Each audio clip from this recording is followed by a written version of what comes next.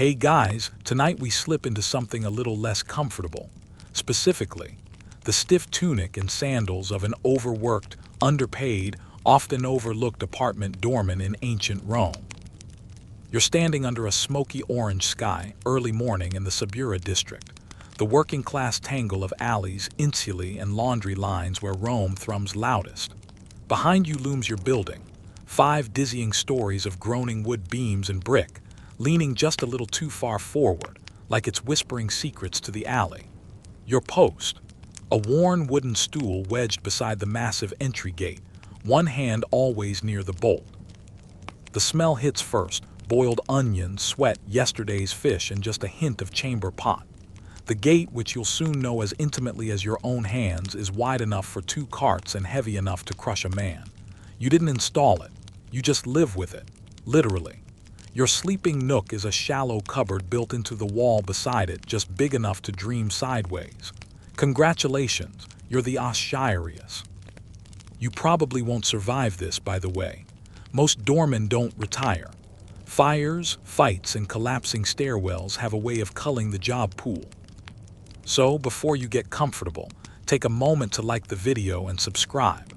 But only if you genuinely enjoy what I do here.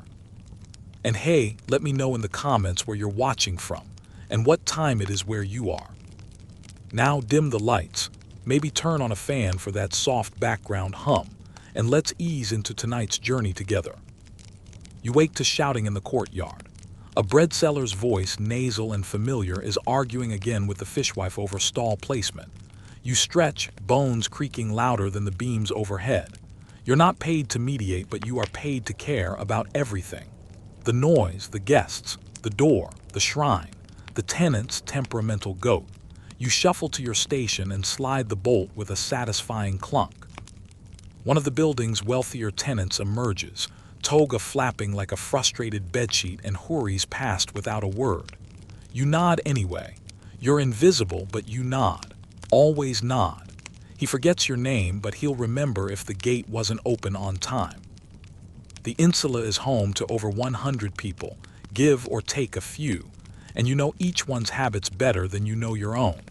You know who leaves early, the stonemason's apprentice, who sneaks back late, the widow on the 3rd floor, and who always claims the only good spot near the bathhouse line, a wiry teenager with surprising elbows. Your eyes scan the alley for unusual movement. Is that man packing, waiting, carrying something behind his back? You're not paranoid, just observant. The city isn't always kind to people who live this close to the street, or this close to each other. Historians still argue whether the average ostiarius was technically a slave, a freedman, or a hired worker. You remind yourself as you try to remember whether you got paid last week. You did, right? In barley, or olives, or possibly the promise of a hot meal sometime soon.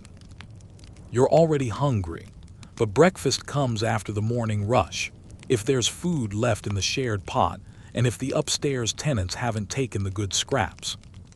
Someone bangs on the outer gate. You lean into the peephole, a man with scrolls and sandal dust. Messenger. Reliable. You nod and swing the gate inward, hoping he doesn't track ash inside again. The cleaning's your job too, after all. He delivers 2 scrolls, one urgent, one perfumed. You know exactly which tenant will want each. You're not just the doorman. You're the postmaster, the receptionist, and the uncredited playwright in half these people's love stories. A boy carrying a wooden cage of squawking chickens pauses in the courtyard to retie a sandal. The noise triggers an echoing bark upstairs. You sigh. You already know how this ends, with one hen escaping, 2 children chasing it, and a furious older tenant yelling something about feathers in my soup pot again. This is life as the gatekeeper of a Roman insula. You don't just watch the door. You manage everything that passes through it. People, animals, rumors, smells, deliveries, threats. You're the boundary between a semi-private chaos and the full-on unpredictability of the Roman street. You lean against the doorframe and let the sun warm your shoulders. It's going to be a long day. Of course it is. But there's a certain rhythm to the job. A certain pride, too, even if no one says thank you.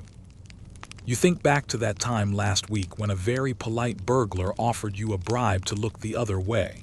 You declined, but you took the fig he offered as a show of good faith. After all, even crime has its social rules, and besides, it was a really good fig.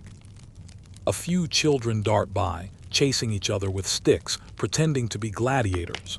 You smile, half out of affection, half because you recognize your own broom handle in the mix. You'll need that back. The tenement breathes like a living thing, sighing with footsteps, clanking with chores, and muttering through the walls. You know its moods. You know when it's about to storm, not from the sky, but from upstairs neighbors about to have another dispute about who left what on whose stairs. The apartment owner rarely visits. When he does, he gives you the same tight-lipped nod you give the important-looking man from earlier. You both understand. You're useful but replaceable. The gate must open. The rooms must stay full. The rent must flow. Still, in the little world of your insula, you're more than a hinge. You're the one who keeps the whole building upright, or at least gives it the illusion of order. A pat on the back startles you. It's the baker's apprentice, offering a heel of warm bread before vanishing into the street. You pocket it for later. Small kindnesses like that are the glue of your days. You glance at the shadow creeping along the stone near your feet. Mid-morning already. Soon, the delivery carts will clog the alley, the laundry lines will sway with gossip, and someone will definitely need you to find their missing sandal. Just another day at the gate. You don't get a lunch break. You get pauses, lulls. The rare golden moment when no one's yelling, knocking, or trying to slide something smelly past you. But even in the calm, you're alert, because as the ostiarius, you're not just a doorman. You're the building's first filter, last witness, and occasional unwilling accomplice. Your job isn't just opening and closing a gate. It's recognizing faces, reading intentions, and deciding on the fly whether someone allowed past the threshold. That man with a wine jug and a limp, probably harmless. That young woman with a veil too thick for summer, suspicious. Could be a lover or worse, someone else's lover. You're not supposed to keep track of those things, but you do. Because if drama explodes upstairs, guess who they blame for letting it in? People talk to you like you're not there. It's a perk of invisibility. You learn a lot. Who's fighting? Who's cheating? Who's behind on rent? Who's secretly learning rhetoric from a neighbor because their husband thinks reading is for philosophers and troublemakers. You file it all away in your head, not out of malice, just practicality. The more you know, the smoother your shift goes. A wiry teenager from the second floor tries to slip out carrying a suspiciously large bundle under his tunic. You don't ask, but you do raise an eyebrow. He freezes, sighs, and slinks back upstairs. You don't know what it was, and you don't need to. Just part of the dance. See, you're not just a gatekeeper. You're an unofficial security system. You make snap judgments based on body language, eye contact, how much someone sweats when you ask who they're here to see. The gods may see all, but you hear everything. Sometimes people pay you, not officially, of course, but occasionally someone slides you a little coin, a token of thanks or silence. Let my cousin in even if I'm not home. If my husband comes looking, I'm not here. I was never here, got it? You get good at polite nods and deliberate forgetfulness. And then there are the small luxuries. The flower seller who leaves a wilted bloom for your shrine. The delivery boy who brings a peach from the market, too soft to sell but sweet if eaten quickly. The old washerwoman who always greets you like a long-lost son. These people know the value of a doorman who likes them. Because while the door swings both ways, your goodwill does not. Historians still argue whether ostiarius were trusted members of the household or just tolerated necessities. You think, remembering the time the landlord barked at you for letting in a tenant's brother without proper confirmation, despite having seen the man visit weekly for months. You make yourself smaller when the landlord visits. You call him Dominus, even though he's never invited you to use the baths on the roof or join the Saturnalia feast. You know your place, but the tenants, they treat you like a fixture, an institution, which is somehow worse. A messenger arrives with bad news, a scroll tied with black thread. You don't read it, that's not your role, but the woman who receives it wails loud enough to startle pigeons off the roof. You offer a stool, a water skin. You're not heartless, just tired. Later, someone slips you a cup of warm lentil mash. It's clumpy, but food is food. You eat standing up, eyes still on the gate. A man passes by, humming. He's wearing the same tunic he wore yesterday and the day before. That's not your business either, but you notice. From your seat by the gate, you see more of the city than most. Not the parades or the palaces, but the real Rome. The kids skipping school. The old men arguing about chariot races. The woman who sells combs but only ever has 3 in her basket. The soldier who comes home limping and smiles only when his dog greets him. You live in the margins of a massive machine, and yet somehow you're its hinge. Someone tries to sneak in while your back is turned. They fail, you don't need to see them. You hear the way sandals slap when someone's nervous. You spin around and catch them mid-step. Name, you ask, they stammer. You send them away. You're not always right. Once you turned away a senator's mistress. That got you 3 days of cold stew and an earful from the senator's actual wife. But most days, you're close enough. The sun starts to dip. The smell of oil lamps and garlic wafts through the open gate. You recognize the rhythm of returning footsteps. The building exhales its citizens, then inhales them again, worn out from baths, work, and the constant Roman hum. One man, drunk, tries to recite poetry to the doorframe. You guide him in before he starts singing again. You like your hearing, you'd like to keep it. As night approaches, you know the job will change. Less shouting, more suspicion. The day shift is social. The night shift is survival. But for now, you wipe dust from your seat, stretch your back, and take stock. No fires today. No fistfights. Just one loose chicken, 2 bribes, a stolen fig, and that one time you had to mime come back later while your mouth was full of lentils. You're still standing, still watching, still holding the threshold between chaos and slightly more organized chaos. And that, in Rome, is about as good as it gets. You feel the shift before it starts, the air changes. A certain tremble in the wooden floors. The way the sunlight slants just so across the courtyard tiles. You know what's coming. It's the morning rush. The first to descend are always the bathers.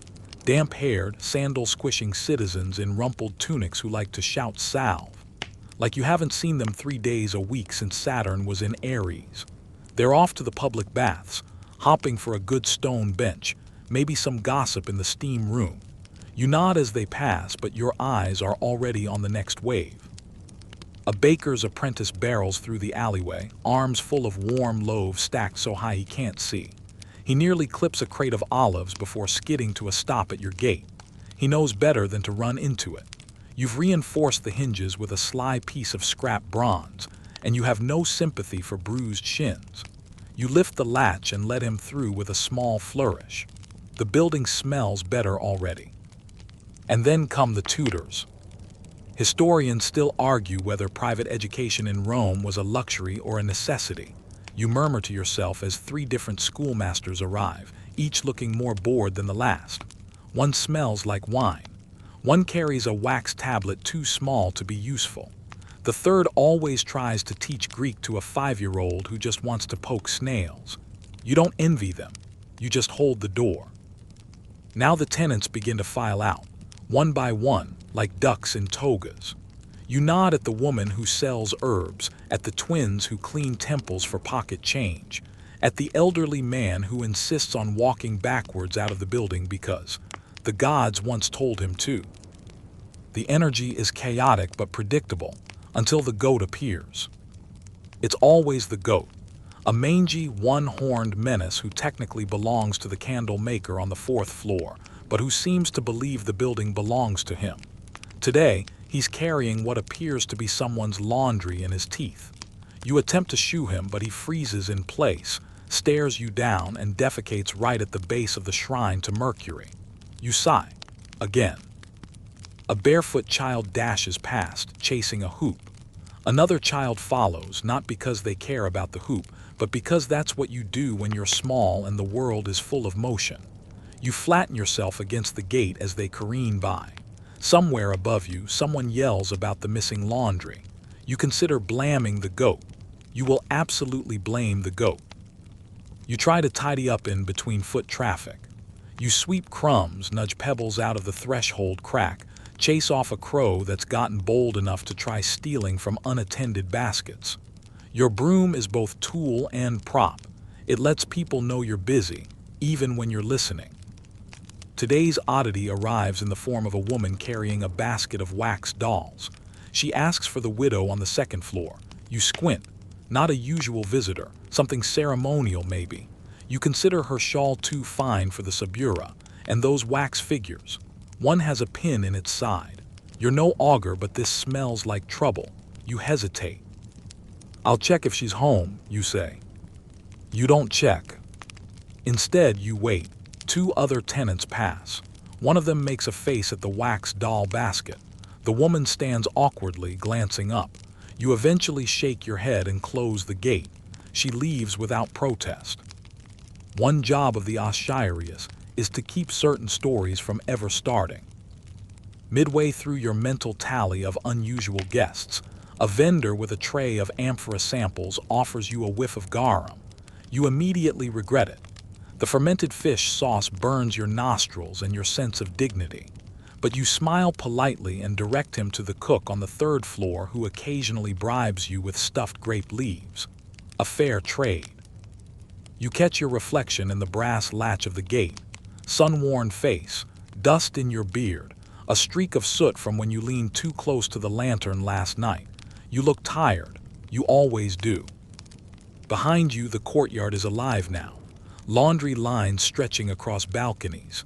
Children poking at cracks in the wall. Someone above dumping wash water without warning. You dodge instinctively.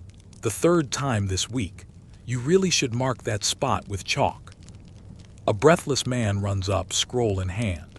He says he has an urgent message for a tenant who, to your knowledge, has already left. You offer to hold it. He hesitates. You make your serious face, the one that says, "Do you see this gate? I am the gate." He hands it over. You place it in the crook of the shrine behind the offering bowl. The shrine itself is modest, just a little alcove with soot-darkened figurines and a few melted wax drips. Mercury, as always, is missing a hand. Probably stolen, probably lost, probably replaced by now. You light a bit of incense. Not out of belief necessarily, just habit. The gods like consistency. A chicken wanders in from the alley again. You have no idea whose chicken it is. No one ever claims it. It just shows up, struts around, leaves. Once it laid an egg on your stool. You sat on it without noticing. That was a crunchy day. But this is your world. Tenants, vendors, goats, children, smells, scrolls, and the ever-present rhythm of footsteps on dusty stone. You're not just the doorman. You're the tempo, the fixed point. The one who greets, observes, and occasionally mutters sarcasm under your breath. Some mornings are more chaotic than others. Today was one of the milder ones. Only one spilled basket. No fights yet. No unexpected pregnancies to whisper about. That was yesterday. You exhale slowly and lean back against the gate, one hand still on the latch. Lunch is still hours away. It starts with a knock that's not really a knock, just a kind of quiet shuffle at the gate. You glance up and see her, a tenant's sister. Maybe more than that. She's holding a little pouch. She gives you a smile that's not entirely polite, not entirely warm either. You know what's in the pouch before she opens it. A coin. A copper one, not flashy, enough to buy silence, or at least cooperation. "You haven't seen me," she says. You nod and slide the gate open just wide enough for her to slip inside. The pouch disappears into your tunic pocket with the ease of long practice. No words exchanged beyond that. None needed. Welcome to the real power of the ostiarius. You're not rich, you're not highborn, but you are the one who controls the hinge between outside and in. And when people want to get in or want someone else to stay out, they know exactly whose favor matters. Small bribes happen often. Sometimes it's a fig, sometimes an amphora of sour wine. Once, memorably, it was a bundle of dyed wool so ugly that you gave it away before it could offend your room. But often it's coin. Not much. Just enough to remind you that you're being noticed, that your cooperation is valued even if your name is. Historians still argue whether doormen were seen as trustworthy confidants or as slippery informants. You think as you pocket the coin and return to your stool. The truth is, you're both. You have to be. Because in a building this big, loyalty gets complicated. Take the fourth-floor seamstress. She brings you sweet bread on Jupiter's feast days, always smiles, always polite. And yet last week she asked if you could accidentally let a letter fall into the wrong hands. You didn't, but you didn't report her either. You're not paid to be a judge. You're paid to be a lock, a smart one. The broom by your side is mostly symbolic right now. There's nothing to sweep, but people respect a man with a broom. It's a signal, order, control, a life just neat enough not to unravel. You lean on it as a couple argues their way past the threshold, their hands full of baskets and attitude. You know that couple. You know they'll argue all the way to the market. You know they'll come back with only half the list completed and twice as much basil as needed. You'll see them again before sundown, laughing. It's a daily performance, and you're the front row seat they never acknowledge. Sometimes your power lies not in what you do, but in what you pretend not to see. A tenant from the third floor glides down the stairs with suspicious haste. You glance at his sandals unpolished, his hair tousled, the scroll tucked half hidden in his belt, sealed, scented. He gives you a nervous nod. You don't ask where he's going or who he's leaving behind upstairs. He appreciates that. Next week you'll find a fig cake on your stool. Bet on it. There's a petty empire in this job. You collect favors like other people collect stories. A candle here, a blanket there, a small cushion someone forgot and you decided not to return. Nothing big enough to accuse you of theft. Just found items, moral gray zones. But there's danger in it too. One time a stranger forced the gate, rushed through, shouting a tenant's name. You stopped him, shoulder to shoulder. Didn't matter that he was taller. You know how to block a doorway with your whole body. He shoved you. You shoved back. It ended with him on the ground, swearing oaths to Mars and to his mother's ashes. The tenant never thanked you. You don't mind, mostly. But not all power is physical. Sometimes it's just having the right tone in your voice when you say, "He's not home." Sometimes it's in the pause you give before opening the gate. A slow pause means, "I'm watching you." A fast one means, "You're safe here." One tenant, a fast-talking scribe, tried to manage you once. Thought his clever words and brash smile would earn him an all-access pass. For a week, you let him wait at the gate longer than necessary. Just long enough to feel irrelevant. Eventually, he started bringing you apples. You still wait a little longer before opening the gate for him. Apples or no. It's not just about bribes, it's about reputation. People know which doormen are kind, which are harsh, which ones forget messages, and which ones remember too much. You're the remembering kind, not out of spite, just survival. You keep a private ledger in your head, a messy scroll of who owes what. Because sometimes you need to call in favors too. Like when your stool broke and the carpenter's apprentice fixed it without charging you. Or when you needed water during a summer drought and the merchant's daughter accidentally left her amphora behind. These are the currencies of a man who owns nothing, but controls everything. There's a knock, polite, rhythmic. A patrician visitor, maybe someone delivering wine to a wealthier tenant. You open the gate with a little more formality, not because of class, because of caution. Rich visitors bring scrutiny, and scrutiny is the one thing that might get you replaced. The visitor nods without thanks. That's fine. You keep a separate category in your mental list for people like him. Don't expect a candle at Saturnalia. Eventually, you return to your stool. The sun is now behind the rooftop laundry. You can see it shining through a red tunic hanging on the third floor like a makeshift stained glass window. It's peaceful for now. You know better than to get comfortable. Because around here, a quiet moment usually means someone's about to burst through the gate claiming divine visions, unpaid debts, or an extremely lost chicken.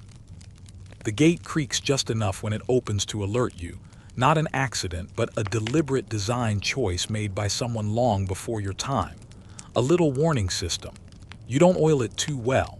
A silent gate would mean surprise guests, and surprise guests are never good.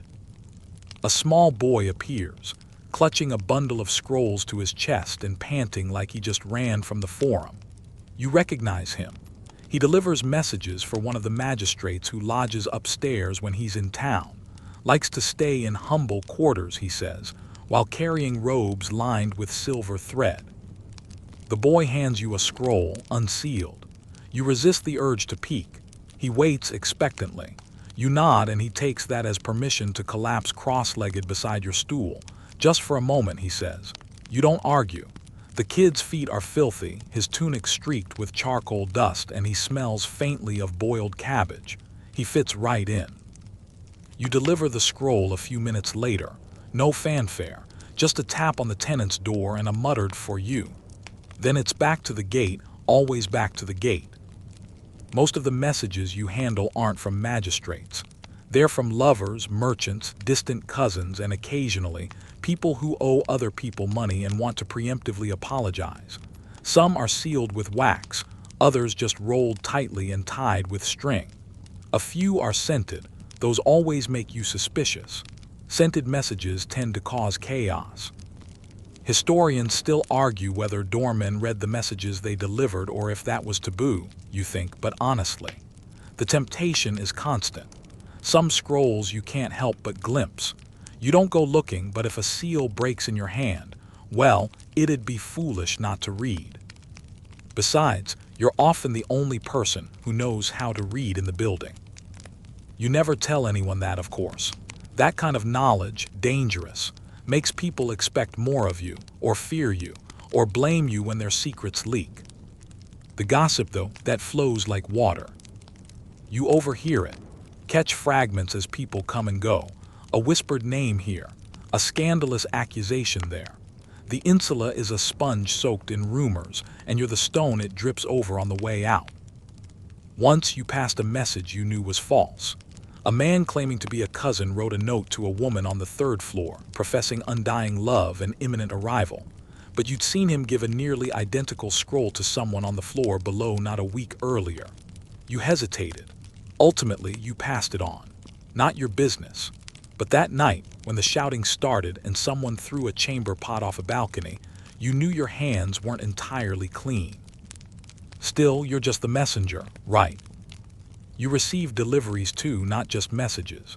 Food, pottery, scrolls, cloaks, stray relatives. Sometimes the vendors trust you to pass things along. Sometimes they insist on seeing the tenant. You always comply, when you want to. One regular delivery man insists on speaking to you in formal Latin, like he's auditioning for a senatorial role. You answer him in the laziest street slang you can manage, just to see the confusion cross his face. It's the small things. Packages are another matter. You're expected to guard them, keep them safe. There's no storage closet, so you make do. Stack them near your stool or behind the shrine, or sometimes in your room if they smell particularly tempting. And yes, you've peeked, especially if they're leaking or rattling. It's not theft, it's quality control. You once intercepted a small amphora of spiced oil intended for a tenant's niece. The jar cracked. You tasted the oil purely for investigation. It was exquisite. You patched the crack and delivered it, slightly lighter than before. The shrine to Mercury watches over your unofficial mailroom with its soot-covered expression. You sometimes whisper confessions to him, not for forgiveness, just for the ritual. He seems like the kind of god who would appreciate a doorman who's good at discretion and decent at improvising. There's a scroll tucked behind his altar now, addressed in delicate handwriting to someone who hasn't returned from the countryside in over a month. You're holding on to it. Maybe they'll come back, maybe not. Either way, it's not your scroll to read. Not yet. On quieter days, you tidy the mail pile, make little notes in your head about who owes what and who hasn't picked up their messages. You're better than a pigeon, faster, quieter, and less prone to getting eaten.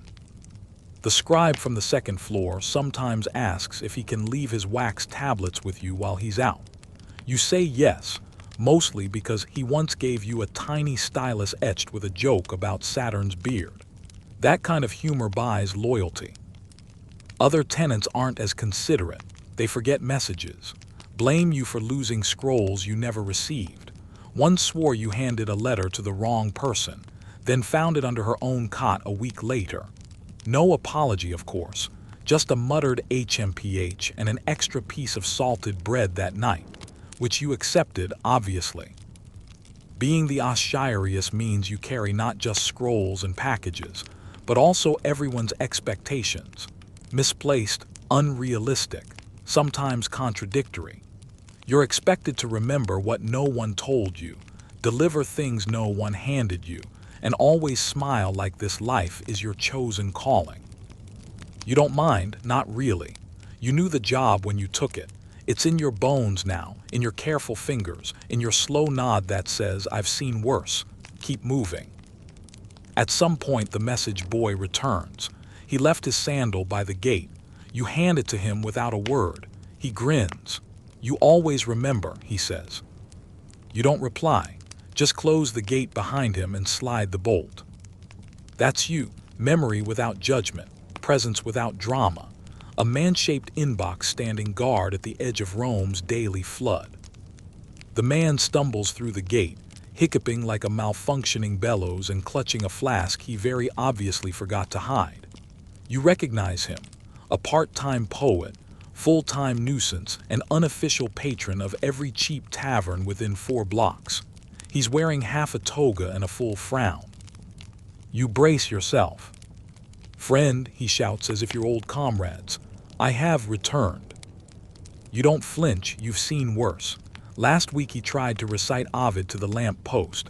The lamp post was unimpressed, so were you. Still, part of your job, unwritten but ironclad, is handling moments like this. You guide him gently toward the courtyard, steering him away from the shrine and any precariously stacked amphory. He mutters something about lyric inspiration and slouches toward the stairwell. You make a note to check later if he actually made it upstairs, or passed out in the laundry alcove again. Because here's the truth. While your job technically begins and ends with the gate, reality doesn't care about titles. You're expected to keep the peace, which means settling arguments, blocking fights, calming screaming children, and occasionally intervening when a well-meaning young man decides to perform philosophy shirtless in the courtyard. People rarely thank you. Sometimes they do. A nod, a wink, a hot roll when no one's looking, but often your background, part of the building, like the floorboards or that one loose stair on the 3rd level that squeaks just enough to ruin an affair. You keep a mental tally of the kinds of trouble you encounter. Lovers' quarrels, usually loud, always circular. Tenant-vendor disputes. "She sold me rotten olives." You try to pay with buttons. Children-related chaos. Muddy footprints, indoor javelin games, one memorable frog incident. Animal misplacements. The goat, obviously. Also a missing parrot that turned out to be dead, except it was just faking. And always drunks. Historians still argue whether Roman tenement buildings had any formal law enforcement or relied entirely on internal peacekeeping. You laugh to yourself. They relied on me. Today it's a simple case. A wine-soaked poet stumbling home before sundown. Not too bad. But tomorrow might bring the fishmonger's mother-in-law who believes the stairwell was cursed by a jealous neighbor. She'll want someone to hold incense while she chants. that someone will be you.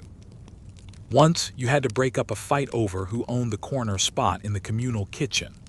Two old women shouting across pots of boiled lentils, flinging chickpeas like javelins. You resolved it with a calm voice and the threat of involving the landlord, which silenced them faster than Jupiter's thunderbolt. You do your best to stay neutral, but neutrality has its limits. There's a tenant on the second floor who always picks fights, with other tenants, with vendors, even once with the gate itself. Says it slammed too hard and insulted his sensibilities. You tried being patient. You even offered him a cushion for his chair when he complained about unfavorable breezes. But patience only goes so far. Last month he accused the widow upstairs of stealing his sandals. She hadn't. He just left them in the bathhouse. But the accusation got loud enough that you had to intervene. You stepped in, stood between them, and used your calmest voice, the one you save for collapsing roofs and runaway chickens. She didn't steal your sandals, you said. She has better taste. That ended the argument, not because he was convinced, but because everyone watching laughed. He hasn't spoken to you since, which is honestly a relief. Conflict resolution isn't just about being firm, it's about knowing your tenants, who responds to kindness, who needs a little sarcasm, who's likely to throw a shoe. Hint, not the one missing sandals. You're a one-man public relations office judge, and sometimes stand-in uncle to every kid under 12. And the kids, they cause their own brand of chaos. This morning, a trio of them decided to reenact a gladiator match using broom handles and a borrowed bedsheet as a net. You found them standing on the edge of the fountain, declaring "Hail Caesar" to a confused cat. You confiscated the broom handles, returned the sheet, and told them they could fight again after sweeping the courtyard. They agreed. That's parenting, you suppose. Then there are the visiting relatives. Oh, the relatives. Cousins from the countryside who don't know where to put their shoes. Uncles who bring fermented cheese no one asked for. Aunties who whisper, "I'm just visiting," and stay for months. You're the first to greet them and often the last to wave goodbye. You keep track of who's staying with whom, how long they've been around, and whether they've outworn their welcome. You know someone's lying when they say, "just for the weekend." You know, you've seen too many bedrolls and borrowed chamber pots. Not all disturbances are human. The insula itself causes problems, cracking plaster, wobbling beams. Once, a wooden staircase gave way beneath a tenant carrying a large basket of figs. She survived. The figs did not. You cleaned up the mess while she wept softly over her squashed produce. You said something comforting. You don't remember what. Something about the gods favoring jam. Then there's the matter of sound. The walls are thin. The building is a percussion instrument and every tenant plays their own rhythm.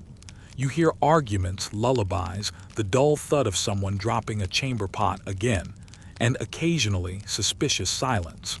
Silence always gets your attention. You're not supposed to intervene unless there's yelling. But once, when things got too quiet upstairs, unnaturally quiet, you checked. Just in time to find a toddler halfway through dismantling a brick oven. His mother was asleep. You returned the child, dusted with ash, and said nothing. She thanked you with a handful of raisins. You hate raisins, but you ate them anyway. This is what keeping the peace looks like. It's not glorious. It's not grand. It's 1,000 little negotiations every day. 1,000 moments where you choose calm over confrontation, understanding over accusation. You are the buffer between temper and tantrum, between spilled soup and spilled blood. And even when no one notices, you know. The building runs smoother because you're here.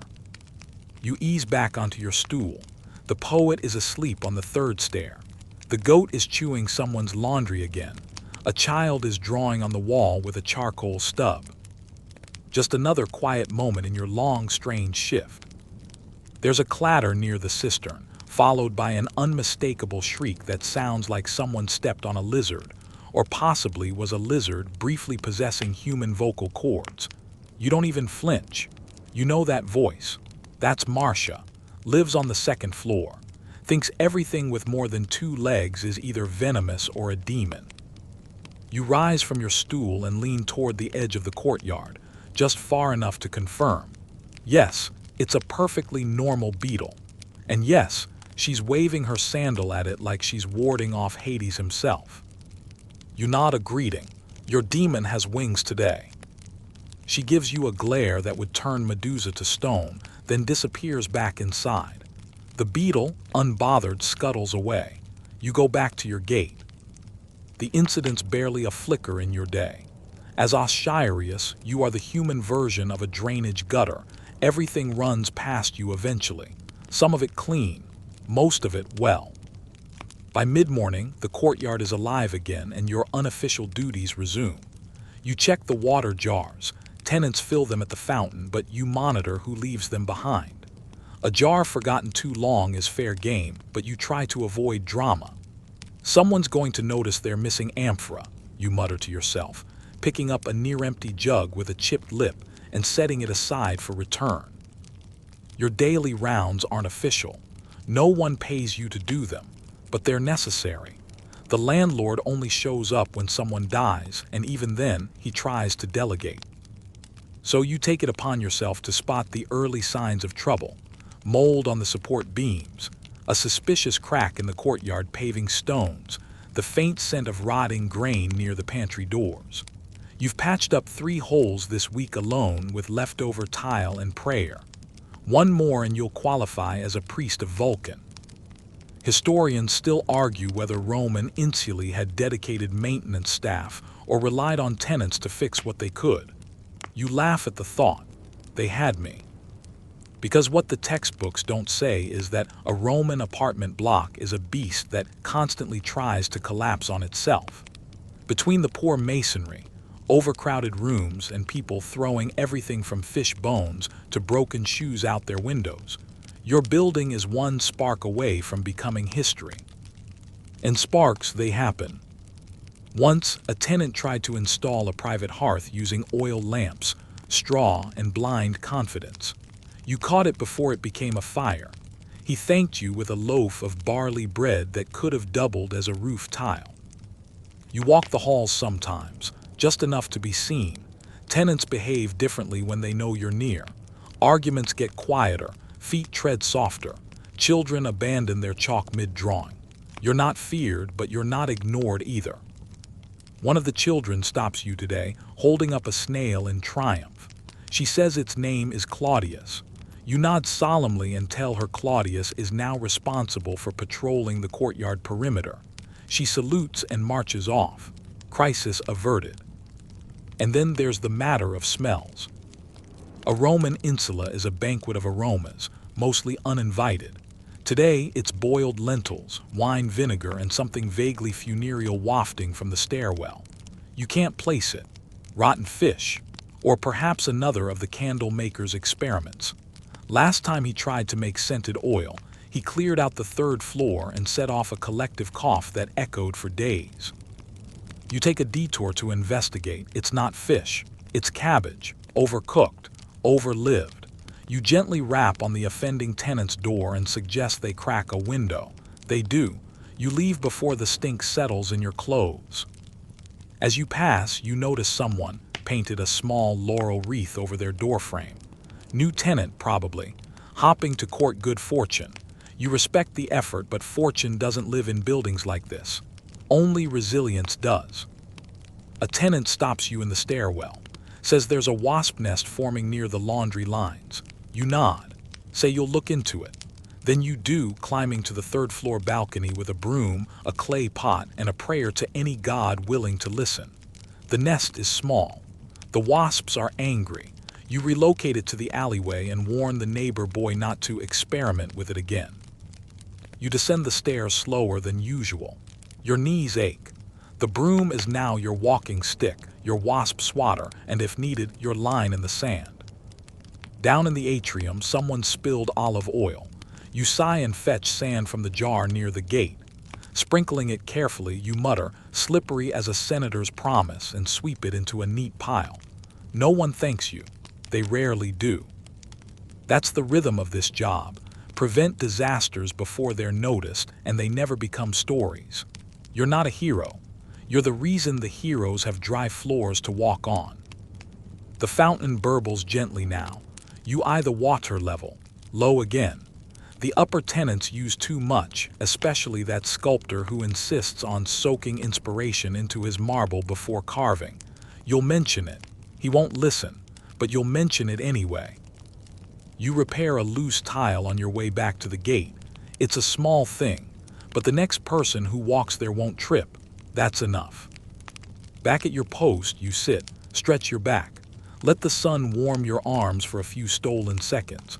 A bird lands near the shrine and eyes you with suspicion. You eye it back. It flies off. Another knock. A woman from the adjacent building wants to know if her niece is still staying with the vintner on the second floor. You pause just long enough to imply discretion, then say, "She left for the countryside 2 days ago." The woman thanks you and leaves, satisfied. You didn't lie. She did leave for the countryside.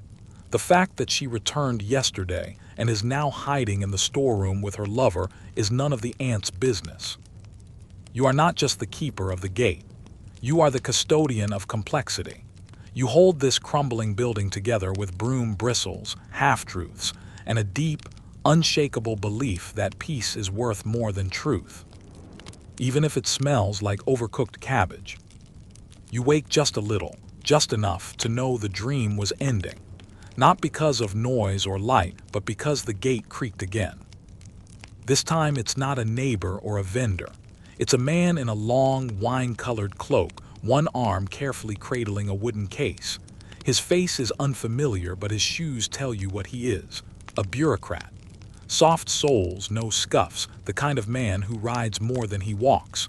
Trouble. He stops before the threshold, eyebrows raised. "I'm looking for a Lucius Cassianus," he says. You nod slowly. 4th floor, paid rent late, makes terrible soup that he insists on sharing. "Shall I tell him you're here?" you ask, already knowing the answer.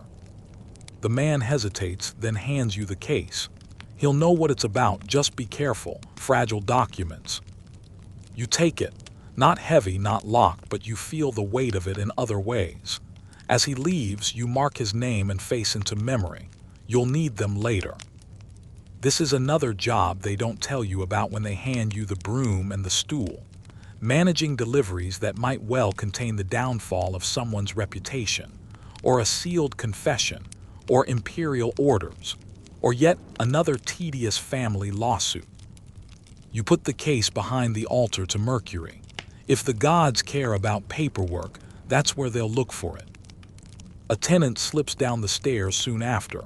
You recognize him by his limp and the way he pretends not to have one. You stop him. "You've got a delivery," you say, and his face changes, tightens, like a door slamming behind his eyes. He thanks you, but barely, and disappears with the case clutched tight to his chest. You don't ask, but you will remember. Because sometimes your job is to be a witness. A silent one, sure, but no less aware. You are the eyes in the walls. The gate doesn't see, but you do. And sometimes you hear. Tenants are always louder than they think.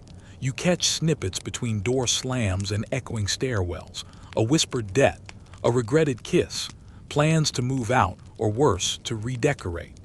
The last time someone redecorated, the stairs collapsed under the weight of an unauthorized bronze fountain. Historians still argue whether Roman tenement gossip was reliable or embellished by the insula's own chaos. You reflect, sweeping the courtyard. The answer, of course, is both. Today's gossip is fresh. A tenant on the 3rd floor claims to have discovered a hidden compartment in her wall. Gold coins, she says. Old ones. Naturally, the story spreads before breakfast. 3 other tenants suddenly develop construction concerns and begin tapping on their own walls. You intervene before someone breaks through to the neighbor's chamber pot niche. You tell them gently, no ancient treasure will survive an insula that's already losing its staircase to mildew and termites. They laugh, a little, and return to their rooms. You add third-floor repairs to your mental list, right beneath figure out the goat's latest hiding place. You patrol again, this time with more attention to creaks and cracks. The walls hold for now. As you pass the upper balconies, you hear a new sound. Laughter. Real laughter, not the bitter kind. Children's laughter bubbling like a fresh spring. You glance up and see them, two boys and a girl, playing some kind of tossing game with a pair of figs and a string of yarn. The figs are already squashed, the yarns unraveling, and one child's sandal is stuck in a potted plant. Perfect chaos. You watch for a minute, not to scold but to enjoy. Then you call up, "If one of those figs hits me, I'll feed it to the goat." They giggle louder. One fig drops. You catch it midair and pretend to sniff it with suspicion. "Smells like last week's rent," you say, and toss it back. The game resumes. You resume your rounds. It's not all work. Sometimes the building gives you little gifts. A peach dropped by accident from someone's basket. A sun-warmed corner of the courtyard where you can sit for 3 uninterrupted minutes. A moment of silence when all you hear is the distant splash of the fountain and the creak of pigeons on the roof. That's when you feel the shift again. Not a noise, a lack of it. The third floor, too quiet. You know the pattern. You know who lives there. You quietly mount the stairs, avoiding the loose boards, and stop outside the door of the tenant who claims to be a retired playwright. You haven't seen him in days. You knock, no answer. You press your ear to the door. A soft wheeze breathing, still alive at least. You knock again, louder this time, and call his name. Eventually a voice croaks, "I'm fine." You're not convinced. You retrieve a bit of broth from the neighbor, one of your owed favors, and slide it through the door. He doesn't thank you, but you hear the clink of the bowl being lifted. Not every rescue is dramatic. Some are just warm soup and a little shame. You descend slower now. Your knees complain, but your mind is calm. You've done your job. And as you reach the gate, a surprise awaits. Someone left a scroll tied with twine resting on your stool. You glance around, no one nearby. The handwriting is careful. Your name, or at least your title, "To the Doorman." You untie it. Inside, a simple message. "Thank you for keeping this place from falling apart, even when we don't notice." No signature, no payment, just ink and effort. You stare at the scroll a moment longer, then tuck it inside your tunic, near your heart, and sit. For once, the stool doesn't creak. It's raining again. Not the dramatic thunder kind, just a slow, gray drizzle, steady as temple chanting. The sort of rain that seeps into everything, especially old buildings and older knees. You lean back beneath the covered alcove near the gate, watching droplets gather in the cracks between paving stones. The usual trail of courtyard wanderers has thinned. No children daring each other across slippery steps. No vendors. No poets.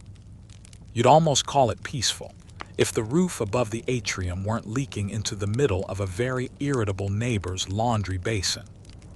You'll deal with that later. For now, it's quiet. Then comes the shuffle. It's a woman, older, cloaked against the rain in what looks like a curtain-turned shawl. You don't recognize her, but the way she approaches, timid but determined, tells you she's been here before.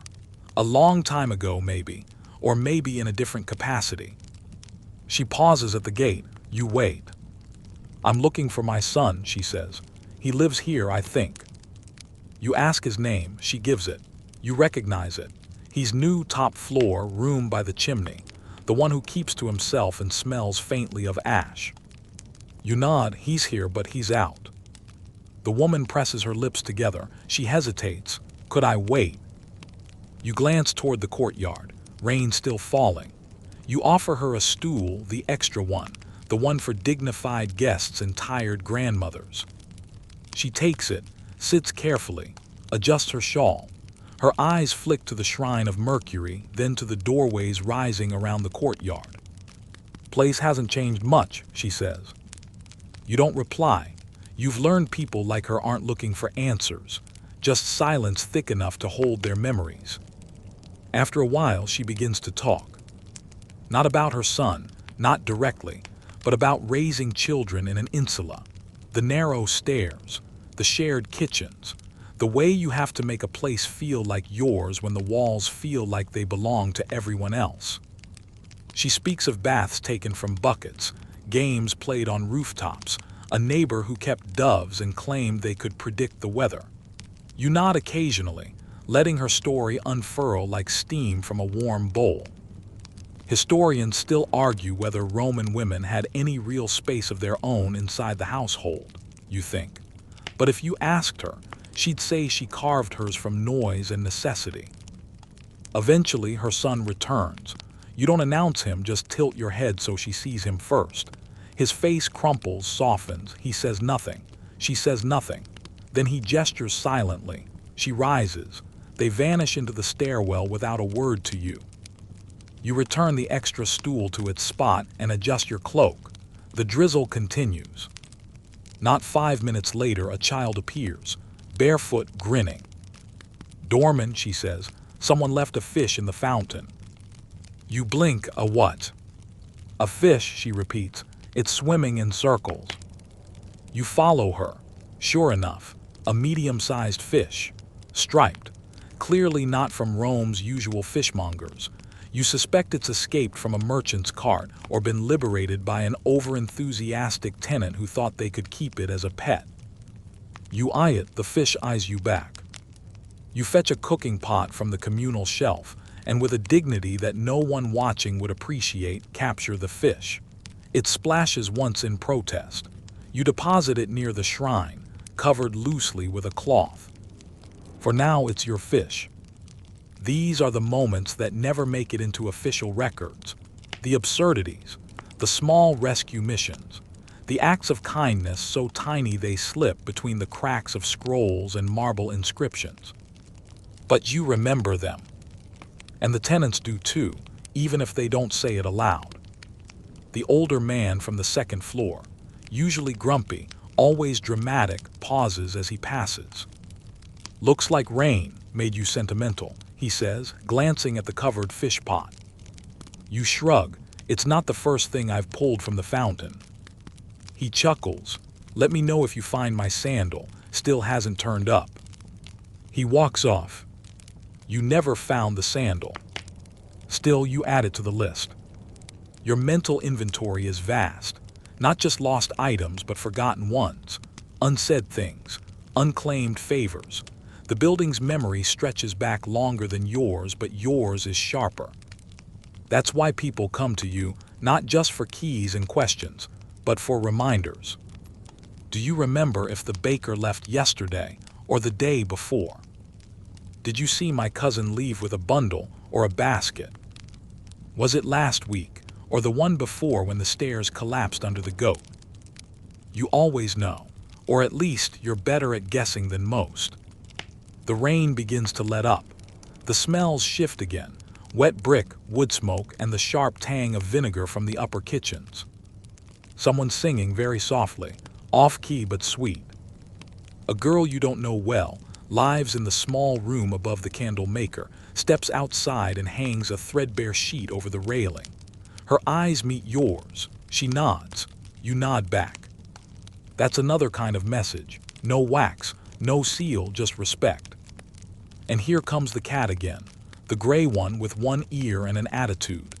It trots straight to the fish pot, sniffs, glares at you, then curls beside it like a guardian. You sit down once more, and for a rare moment the gate stays closed. The courtyard breathes. And so do you.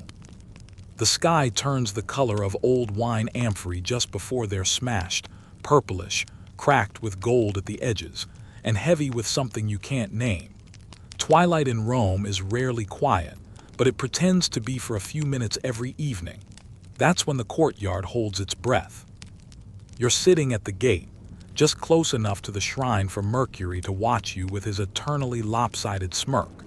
You've just finished brushing out the corners, old leaves, a few walnut shells, and something that may have once been a sandal, and are settling in for what should be the easy part of your shift. Of course, it never is. Tonight, a tenant from the fourth floor returns with 2 chickens, live ones, tied together with a bit of twine and dangling from a stick balanced across his shoulders like trophies. He grins at you, proud and slightly drunk. You open the gate with a sigh. The chickens eye you like you're personally responsible for this indignity. Celebration, the tenant mutters. My brother's engagement. You nod to a woman or a vineyard. He laughs, both, I hope. You let him pass. One of the chickens squawks indignantly. You wonder which of the 2 will end up in the soup. You get tenants like him often, visibly ordinary, quietly weird. The ones who try to fix things that don't need fixing, or who think their private business deserves a public announcement via poultry. Once someone brought back a turtle and insisted it was a sacred omen. The turtle escaped within the hour. You found it 3 days later attempting to climb a broom. You named it Marcus.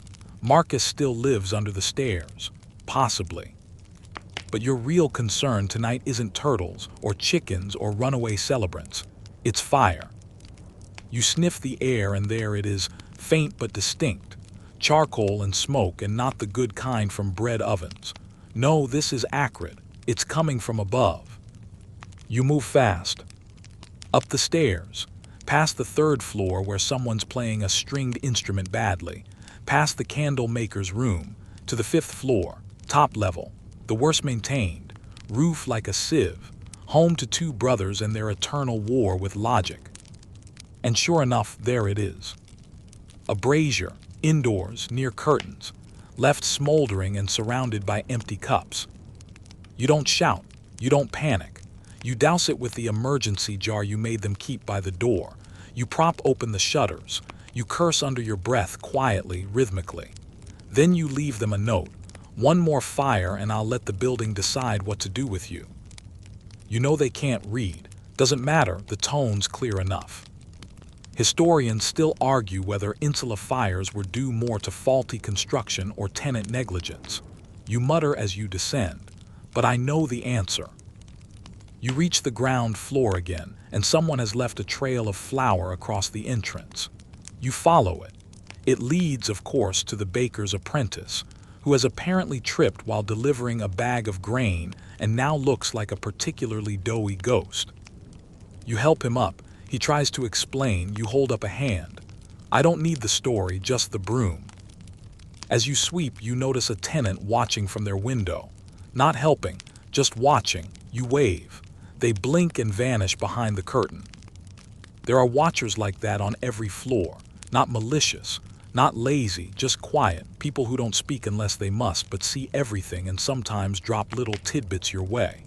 The man on the 2nd floor, he leaves at night. Every night, with nothing in his hands, comes back heavier. Or the girl in the corner room hasn't been to the fountain in 3 days. They never ask questions. They just report. You pretend not to depend on them. Back at your post, you dust yourself off. Sit. Crack your knuckles. Adjust your sandals. One of them splitting again. You'll need to bribe the leatherworker upstairs for a patch. Last time it cost you a jar of preserved olives and a secret about who really borrowed his hammer. This building doesn't run on coin. It runs on favor. You're owed 3 bowls of stew, 1 mended tunic, and half a poem from the tenant who swears he'll be famous someday. In return, you've swept their messes, kept their letters, and once wrestled a half-drunk uncle out of the well. Favor balance, invisible bookkeeping. You shift in your seat, glance at the stars beginning to emerge beyond the roofline and feel a strange kind of peace. Not silence, Rome never gives you that, but peace. And then footsteps, urgent, light.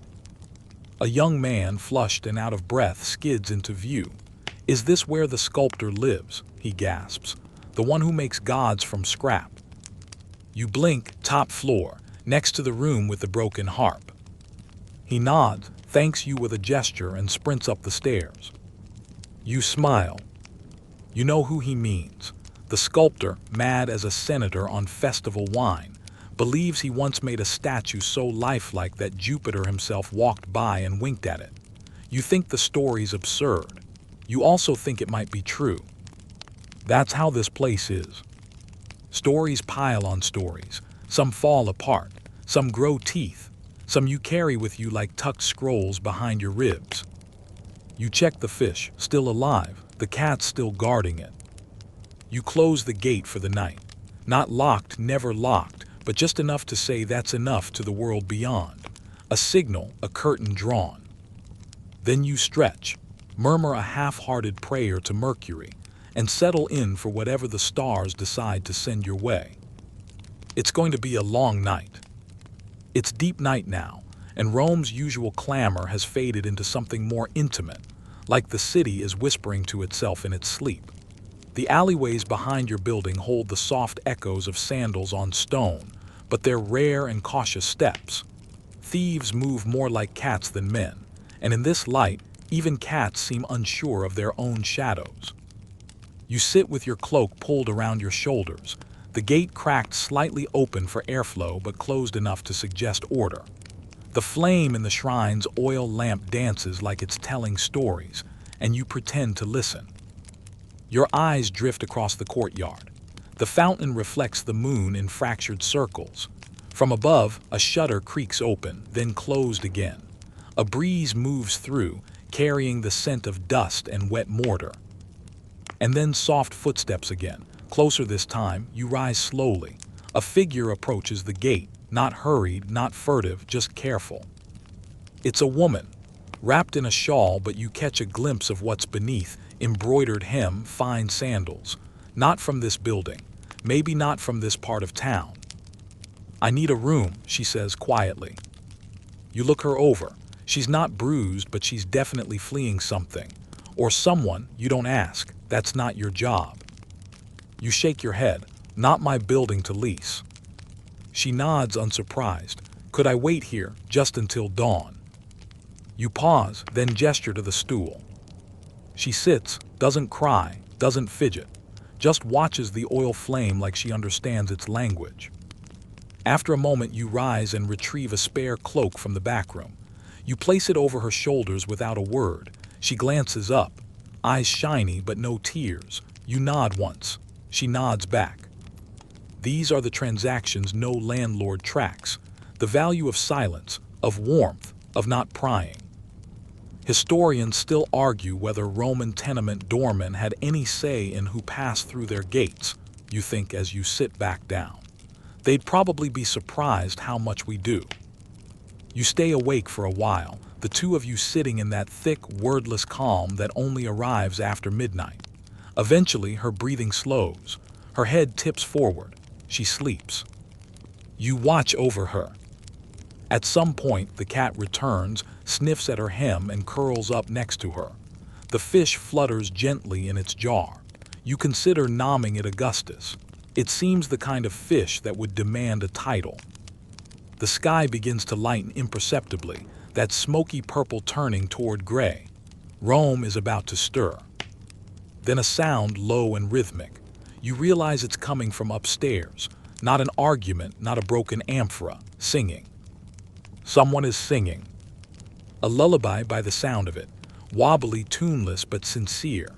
Probably the young mother from the far wing, the one whose child cries more than breathes. You smile. The song works. The cries stop. That's the kind of victory you notice. The kind that matters. Down below, the woman wakes. Slowly. She blinks once, twice, then remembers where she is. She straightens her shoulders, brushes her hands over the borrowed cloak. "Thank you," she says. You nod. "Anytime." She hands back the cloak, folds it neatly, then vanishes into the early light. No name given, none needed. You stow the cloak again, brush off the stool, and open the gate a little wider. The day is beginning. And with it, the deliveries. The first to arrive is a boy balancing a basket of flatbread and one extremely confused chicken. He's from the bakery at the corner and insists on calling you master of the gate. You've never corrected him. He hands off 2 loaves for your trouble, one warm enough to melt butter. You take a bite and let the crust crack under your teeth. It's good, maybe the best part of your morning. Behind him comes a woman carrying fish wrapped in reeds, a scroll merchant with samples he'll never sell, and a butcher's boy whose sandals are 2 sizes too big. You check every name, every item, every crate. You keep the flow of the building clean. Sometimes a message comes for a tenant who no longer lives here.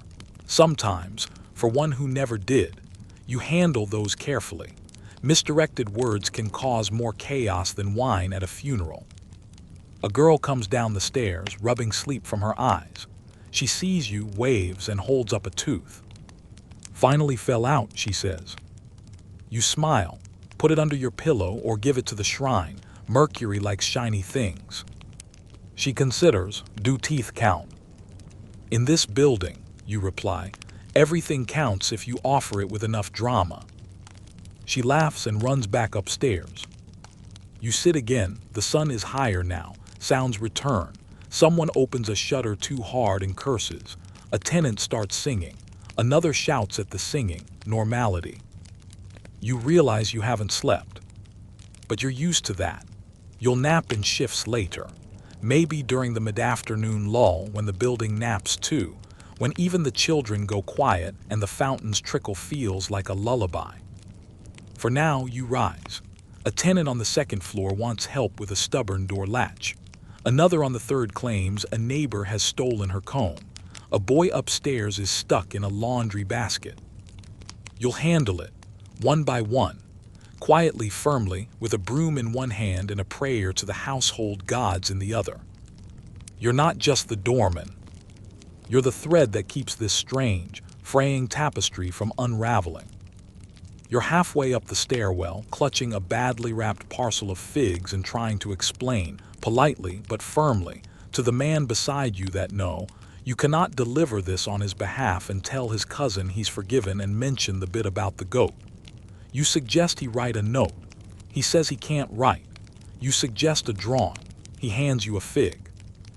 Welcome to mid-morning. You've already broken up a shouting match about borrowed, amphory, negotiated peace between 2 tenants who share a kitchen but not a sense of garlic proportion, and relocated an extremely offended owl that had somehow wedged itself behind a laundry rack. You should be exhausted, but the building is humming today, not collapsing, not groaning, just alive. Even the walls feel warmer. You return to your gate with the parcel of figs and place them by the shrine. Mercury will either bless them or ignore them, but he won't complain. Then from the alleyway, a familiar bark and a more familiar groan. You rise, open the gate. It's the courier again, the one who insists on delivering his scrolls with the flair of a tragic actor. Today, he's arrived with a limp and a dog. You don't know where the dog came from. You don't ask. "Message for Lucilla Septima," he wheezes. "Top floor, smells like wine." You nod, "I know her." You take the scroll and slip it into the notch she carved into the doorframe for private messages. A clever system, that. You suspect she's read more gossip that way than any forum ever heard. The courier slumps on your stool. The dog sits on his foot. "I twisted my ankle," he says, unprompted. You hand him a fig. He accepts it without grace. That's the thing about this job. You absorb people, their weariness, their stray dogs, their weather complaints and missed meals. They offload it all and you carry it like a walking cistern. Historians still argue whether Roman doormen were seen as mere servants or minor authorities, you think, watching the dog scratch its ear against your gate. But what they really were was sponges. You stretch, you walk the courtyard. Someone scattered flour again, probably the baker's apprentice trying to feed the pigeons art. You sigh, sweep it up, and mutter something about wasted wheat and youthful optimism. As you pass the fountain, you spot something floating in the water. You groan. It's not the fish, he's still in the jar, guarded by the cat like some aquatic deity. No, this is a sandal, a child-sized one, pink, with tiny painted laurels on the straps. You fish it out and place it beside the shrine. Someone will come looking. They always do. Tenants rarely lose things for good. They just misplace them creatively. You've returned everything from necklaces to roasted chickens. Yes, roasted, based solely on gut instinct and shoe tread patterns. Then there's the matter of repairs. The southern stairwell has begun to shift again, slightly, but enough that you hear it at night, groaning like an old senator in a cold bath. You wedge a plank beneath the most suspicious stone, then mark it with a dab of red wax. It won't last, but it might hold. That's how you do everything here, just enough, just in time. A child runs past, stops, looks at the wax. Is it cursed? She asks. You look her dead in the eye. Worse, it's under warranty.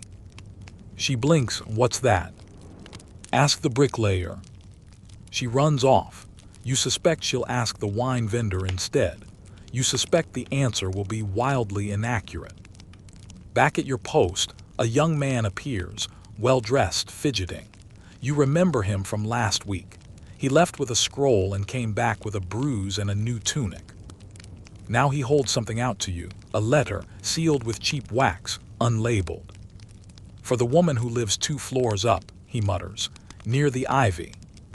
You nod, she'll get it. He leaves. You tuck the letter behind the old prayer shelf, her usual hiding spot.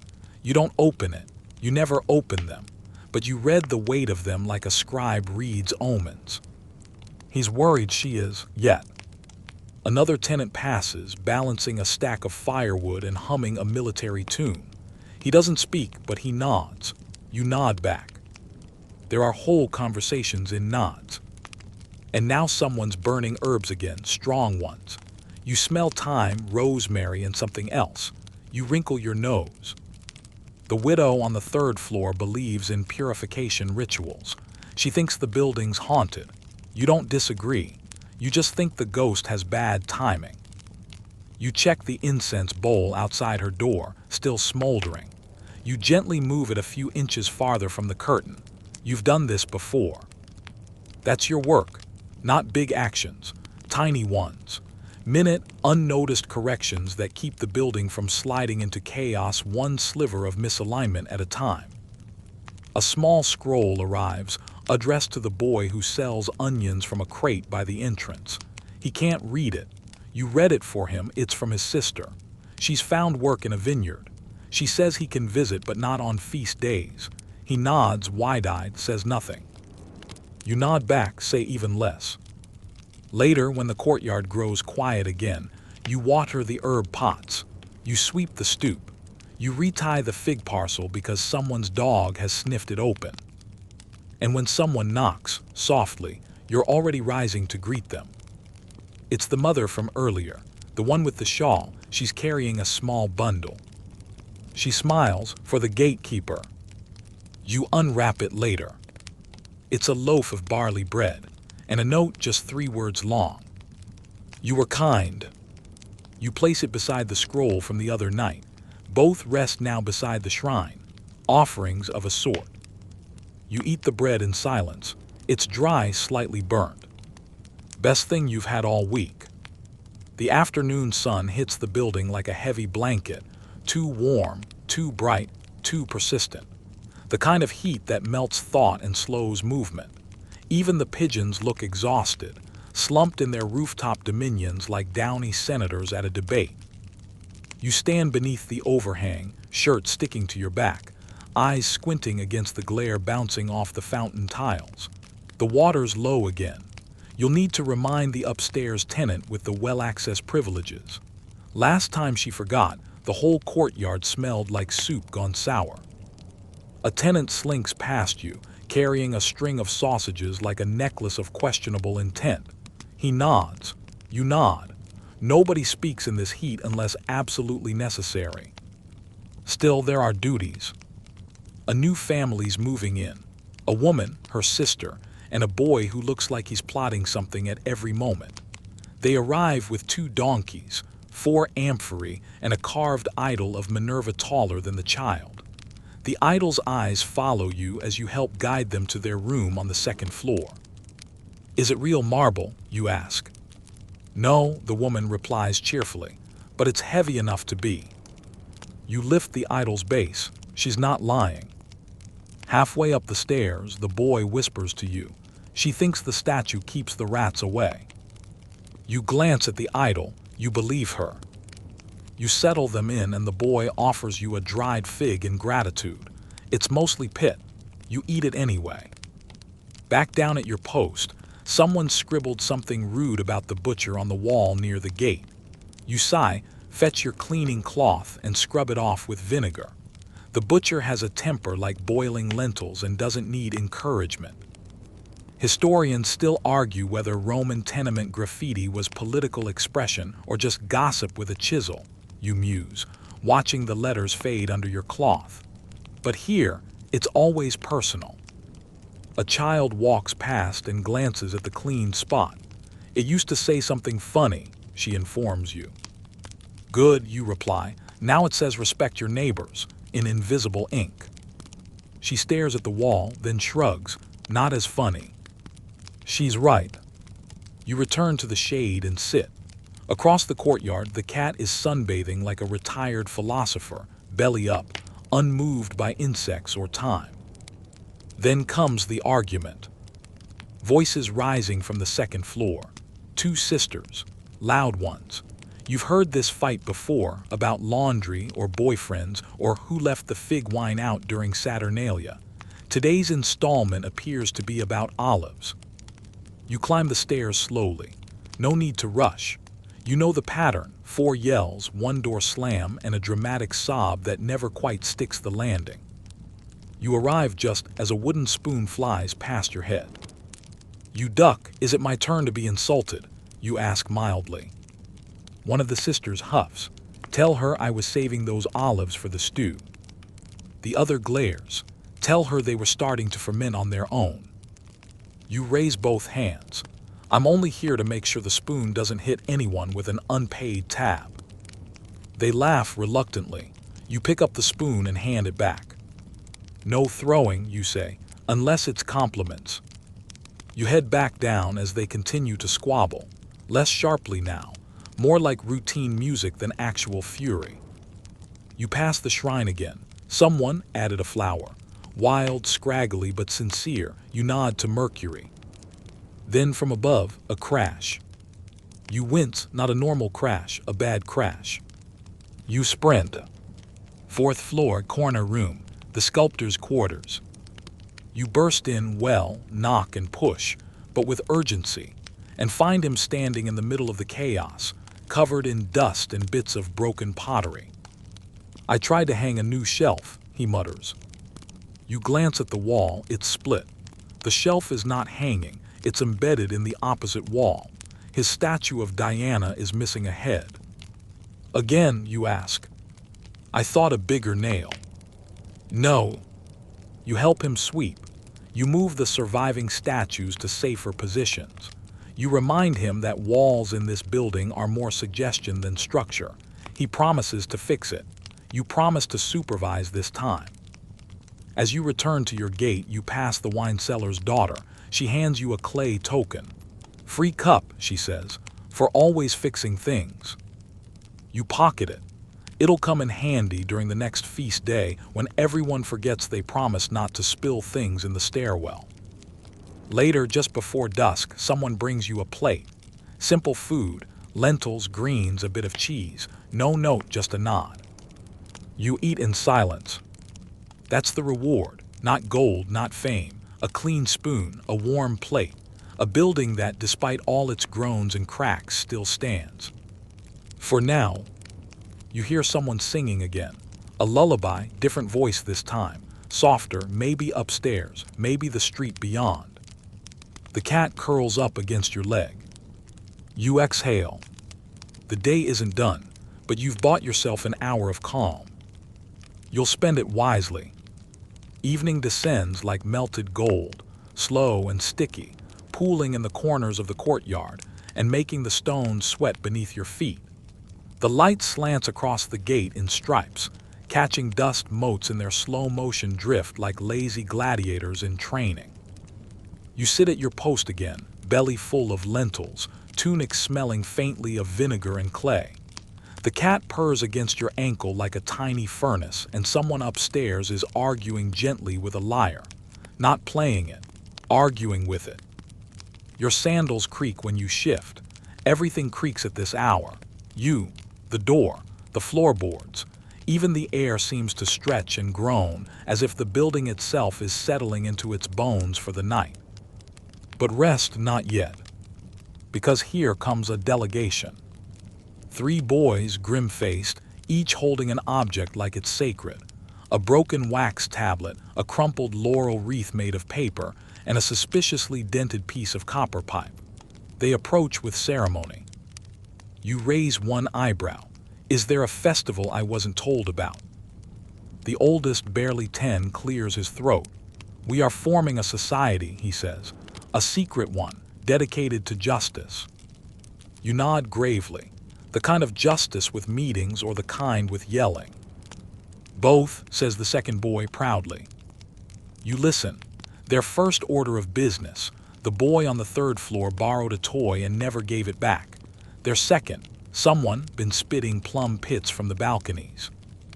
You accept their list of grievances, written on a bit of bark, and promise to consult with the local gods. They leave satisfied, already debating the proper color of togas for their club. You fold the bark and tuck it behind the shrine. Mercury might enjoy that one. Historians still argue whether Roman childhood was carefree or cruel, you think. But if they'd sat through that meeting, they'd know it was mostly bureaucratic. You rise again, a knock. It's the lamp maker's wife.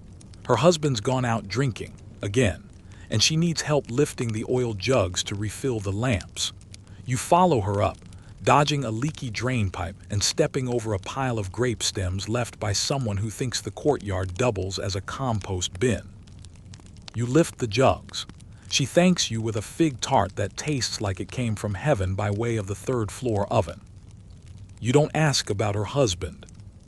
You've patched up enough of their quarrels over the years to know this one will end with a quiet truce and an extra lamp outside their door. You head down. The air smells of bread now and burnt oil and something sweet you can't quite name. Someone baking for a festival. One of the minor ones no one really celebrates, but any excuse for pastry is a good excuse in this building. As you sit again, a scroll arrives. Hand-delivered, unmarked. You open it. Inside is a sketch, clumsy but unmistakable. It's you at your gate, cloak around your shoulders, holding a broom like a gladiator's trident. Someone's drawn the cat too, though it's been given wings. You snort, artistic liberties. No signature, no explanation, just that. You pin it inside the little alcove behind the shrine, next to a dried olive branch and a wax seal someone left behind last week. It looks like it belongs. Then suddenly, thunder. A distant rumble, barely there. The kind that makes windows flinch and wine barrels shudder in their dreams. People stir. Someone checks their shutters. Someone else rushes to pull in drying laundry. You remain at the gate. Because you know. Rain changes things. Not just the air, but the rhythm, the energy. The walls leak. Tempers shift. People who usually stay inside come down to gossip under cover. Messages get smudged. Secrets get told. You grab the backup cloak, the waxed one, and prepare for the first drops. They come soft at first, then steadier. A man appears, clutching a crate full of cabbage. He says nothing, just nods at you and deposits the crate under the stairs. You suspect he lost a bet. You also suspect you're now in possession of more cabbage than you know what to do with. Another tenant comes by, dripping wet and laughing. She's giddy from wine or weather or both. She offers you a piece of honey cake and tells you she once danced in the Forum at midnight. You believe her. You believe everyone in the rain. The cat retreats. The fish, yes, still alive, is brought indoors under your supervision. The shrine gets a second flower. You begin sweeping the stones again, even though you know they'll be covered in mud within the hour. It's not about cleanliness. It's about ritual. The rain sharpens. The wind picks up. Somewhere a child shrieks not in fear but joy, you smile. Rain does that here. You remember storms from years past. The one that collapsed the fourth-floor landing. The one that sent 24 roof tiles sliding into the fountain like terracotta raindrops. The one where someone proposed marriage in the stairwell and forgot about it the next day. Each one left a mark. This one, you suspect, will be remembered for the cabbage. The gate creaks under your hand. You tighten the latch. You check the doorstones. You look upward at the windows now glowing from within, little amber stars in a stone sky. And just for a moment, you let yourself imagine the building sighing, tired, damp, patched together with hope and brick dust, but still here. Like you. Still here. The rain doesn't stop, it settles in. A proper Roman downpour, lazy at first, then heavier, until it drums the tiles like a frustrated poet tapping out meter. You lean into the archway of the vestibule, watching as rivulets form small rivers between paving stones, each carving its own path to nowhere in particular. Behind you, the building holds its breath. Then drip. A familiar one, the kind that lands on your head at the worst time and always smells faintly of fermented lizard. You sigh, step aside, and place an amphora beneath the leak. It's one of your many unofficial tasks, keeper of inconvenient water. Inside, tenants adjust to the storm in typical Roman fashion by pretending they don't care. But you can hear it. Chairs scraping, shutters flapping, a chorus of mild swearing when someone realizes they left laundry out. Again. You've swept the entrance 5 times already. It's futile, but it gives your hands something to do. The candle maker's son tiptoes past with a stack of dripping rushlights, each one balanced like a sacrificial offering to the god of soggy commerce. You nod. He doesn't. He's too focused. Then from upstairs, a thud. Not the good kind. Not a pot falling or a child leaping from a trunk. No, this is the kind that travels through wood down your spine. You climb the stairs. At the 4th-floor landing, a door is ajar. You knock gently and peer inside. An elderly tenant, Petronia, you recall, is sitting on the floor, her stool collapsed beneath her. She scowls. The thing's older than Saturn. You help her up, check her elbow, and prop her on a better stool, the one you've been hiding for emergencies behind the fig jar. You make tea. You retrieve her shawl. You nod politely as she insists on telling you about the dream she had involving a dolphin, Cicero, and a stolen pie. Historians still argue whether older Roman tenants were burdens or treasures, you think, smiling. Clearly, they've never met Petronia. Back at your post, the rain is easing. You smell wet earth and fresh-cut pine. Someone burned a sprig for luck. You sit. The cat returns and curls under your seat like nothing happened. The fish wriggles once in its jar, unimpressed by the storm. Then someone knocks, not on the gate but on the shrine. You blink. It's the young man from earlier, the one with the anonymous love letters and the bruised tunic. He places a coin in Mercury's bowl, closes his eyes, and whispers something you don't catch. Then he walks away, lighter than he arrived. You don't ask, that's not your job. But you tuck the coin into a pouch you keep beneath the shrine's base. It's the building's rainy day fund. It buys oil, figs, and once, the silence of a particularly chatty parrot. A few moments later, a boy appears with a basket of laundry and a face full of suspicion. "Have you seen my socks?" he asks. You blink. Is that a trick question? They have lions on them. You glance around. You point at the stray pair hanging from a shrub near the fountain. He beams. "Thank you, guardian of feet." You are many things, apparently that too. You sigh, stretch, and look upward. The sky is clearing. The rooftops glisten. Light returns, soft and hesitant. A man with a lute strolls in, playing the same 3 notes over and over like they're incantations. A woman emerges to scold him, gently but with commitment. He smiles.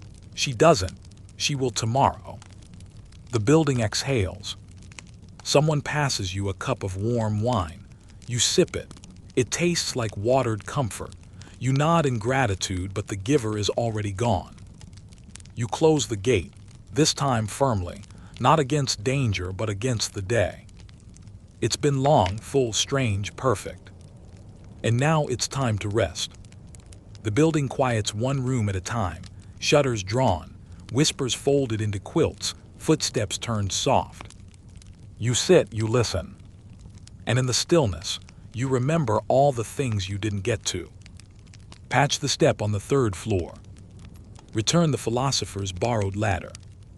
Ask about the statue someone left in the stairwell. Armless, headless, strangely majestic. But that's tomorrow. Tonight the city is tucked in. The gate is closed. The shrine candle gutters low. You lean back, cloak around your shoulders, a loaf of bread at your side and a cat on your foot. Still here. Still watching. Still keeping everything just barely stitched together. The streets of Rome murmur now in a language only the tired understand. A chariot wheel far off clicks gently over stone. A door sighs shut. Water drips from the eaves with a rhythm like a lullaby written by time. You're still at the gate, but the weight of the day lifts slowly, like fog drawn upward by dawn. The lantern beside you flickers, one last pulse before sleep. You breathe deeply. The air is cool now, clean in a way only rain can deliver. Somewhere above, someone whispers goodnight. Someone else turns a page of a book. Someone hums without knowing they're doing it. You shift in your seat. The wood creaks softly. The cat stirs, then sighs. Inside, the building dreams. Of market days and fig tarts. Of quiet arguments over garlic. Of secret stairwell kisses and forgotten socks with lions. You did well today. You didn't fix everything, but you were there. You held the line. You listened. You opened the gate when it mattered and closed it when it didn't. You made space. That's the work. That's the honor. So now let the quiet settle into your bones. Let the last of the cities hum lull you deeper. The bricks are warm, the water still, the sky so full of stars it almost seems to lean in to watch you sleep. You're safe, you're home. Rest now, gatekeeper. You've earned it. Sweet dreams.